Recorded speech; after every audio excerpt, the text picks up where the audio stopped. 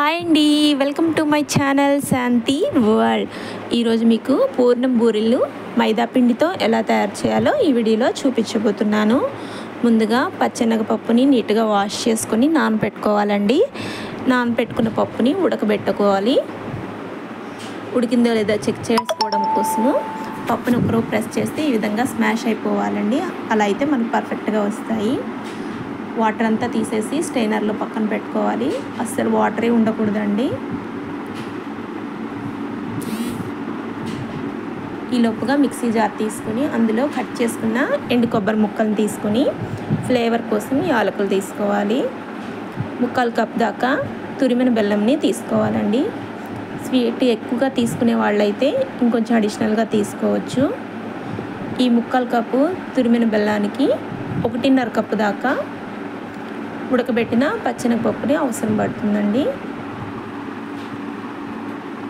Mixie జార్లో కాకుండా పప్పు గుత్తితో కూడా ఎనుపుకోవచ్చు. కాకపోతే మిక్సీ జార్లో కొంచెం ఫాస్ట్గా అయిపోతుందని తీసుకుని మిక్సీ జార్లోకి వేసుకున్నాను. మనకి పూర్ణము మిక్సీ జార్లోకి వేసుకున్నాం కదా, చాలా మెత్తగా వచ్చేసిందండి. ఇప్పుడు ఈ పూర్ణాన్ని ముద్దలుగా తీసుకుని పక్కన పెట్టుకోవాలి. దీనికి కోటింగ్ కోసము మైదా పిండి తీసుకున్నానండి. కొంతమంది ఇడ్లీ పిండితో కూడా పూర్ణం బూరెలు వేసుకుంటారు. నేనైతే మైదా పిండి తీసుకున్నాను.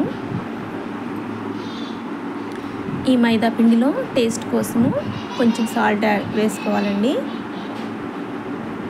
ఇప్పుడు కొంచెంగా వాటర్ పోసుకొని మనకి దోశ పిండి కన్నా కొంచెం ఎక్కువ థిక్ కన్సిస్టెన్సీ కావాలండి.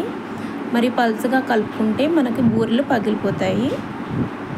అలా కాకుండా ఉండాలంటే దోశ పిండి కన్నా కొంచెం ఎక్కువ థిక్ కన్సిస్టెన్సీ అవసరమవుతుంది.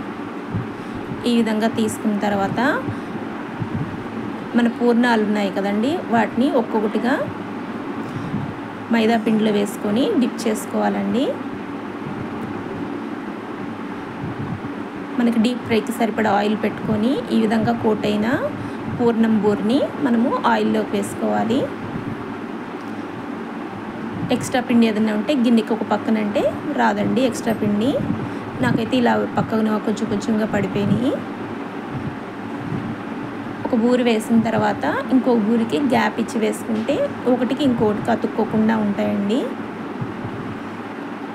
చూడండి, మనం వేసిన బూరెలు ఒకటి కూడా పగలలేదు. ఎక్స్ట్రా పిండి ఉంది కానీ మిగతా ఏది పగలకుండా బాగా వచ్చాయి. మనము మైదా పిండి కన్సిస్టెన్సీ కొంచెం థిక్ కన్సిస్టెన్సీ కలుపుకుంటే మనకి బూరెలు పగలకుండా వస్తాయండి.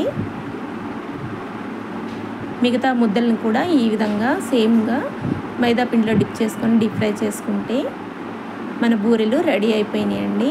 మీరు కూడా తప్పకుండా ట్రై చేయండి. ఈ విధంగా బూరెలు పగలకుండా చాలా బాగా వస్తాయండి. మా వీడియో చూసిన తర్వాత లైక్ చేయడం, షేర్ చేయడం, సబ్స్క్రైబ్ చేయడం అస్సలు మర్చిపోవద్దండి. మీకు ఎలా వచ్చిందో కామెంట్ చేయడం కూడా మర్చిపోవద్దు. మా వీడియో మీరు చూసినందుకు అందరికీ చాలా థ్యాంక్స్ అండి.